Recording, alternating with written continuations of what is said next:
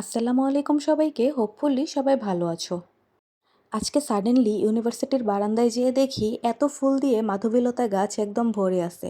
তো এইসব ফুল টুল দেখলে আবার আমার হাত চুপ থাকে না, এগুলো আমার ছিঁড়তে ইচ্ছা করে। তো দেখো আমি কিভাবে এগুলা ছিঁড়তেছিলাম। আর আমার সাথে কিন্তু আমার ক্রাইম পার্টনার, আমার ফ্রেন্ডরাও ছিল।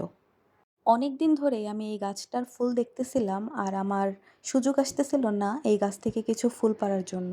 তো আজকে যেহেতু সুযোগ পেয়েছি তাই অল্প কিছু ফুল ছিঁড়ে নিচ্ছিলাম। আর আমি ভাবতেছিলাম এই ফুল দিয়ে আজকে কোনো একটা কিছু বানাবো।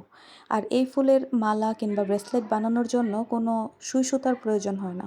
তো আমি বেশ কিছু ফুল ছিঁড়ে নিয়েছিলাম আর ফুলগুলো এত সুন্দর, অনেক কালারফুল ছিল ফুলগুলা। এই যে দেখো। তারপরে এই ফুলগুলোকে নিয়ে ক্লাসরুমে চলে যাই আর আমি জানি এই ফুলগুলো যদি কোনো টিচাররা দেখে এখান থেকে আমি ছিঁড়েছি তাহলে আমি নিশ্চিত বকা খাবো। তারপরে এই যে এই ফুলগুলো দিয়ে বেনির মতো করে বানিয়ে দেন হাতের জন্য একটা ব্রেসলেট বানাচ্ছিলাম।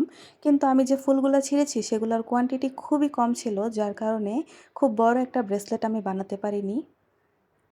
তো বানানোর পর দেখো এই যে কত সুন্দর আমার হাতে এটা ফিট হয়ে গিয়েছিল আর এটা আমি বেশ অনেক টাইমে পরেছিলাম, তারপর এটা নষ্ট হয়ে গিয়েছিল। আর এই ফুলগুলো দিয়ে কিন্তু মাথার অনেক সুন্দর ক্রাউনও বানানো যায়। আবার কখনো যদি এই ফুল আমি পাই তখন তোমাদেরকে বানিয়ে দেখাবো। আর তারপর আমি বাসায় আসার সময় ছোট্ট একটা ডাল ভেঙে নিয়ে আসছিলাম, আমার বাসায় এটা এনে লাগিয়ে দিয়েছি। আমার বাসায়ও একটা মাধবীলতার গাছ হয়ে যাবে ইনশাল্লাহ।